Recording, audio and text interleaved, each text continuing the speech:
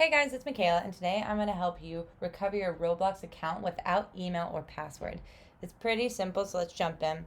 I have my Roblox open, and say you can't get in without you don't have your password, and you didn't sign up with an email or a phone number, which is very likely because when you sign up for Roblox, they don't actually require you to have an email or phone number. So if you happen to forget your password, it's going to be really hard to recover it. So one thing you can do is put in your username, and if you don't know that one, your phone number, email.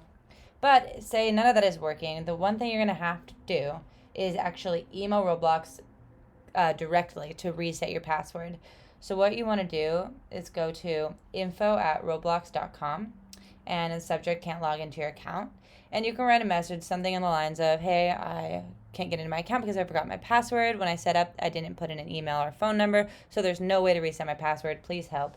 And they are really good about getting back to you within the next couple of days to reset your password to verify who you are. And then once you get in, you can then add your phone number and your email so that if it happens again, you're able to reset your password. If you guys have any questions, let us know. If not, don't forget to subscribe.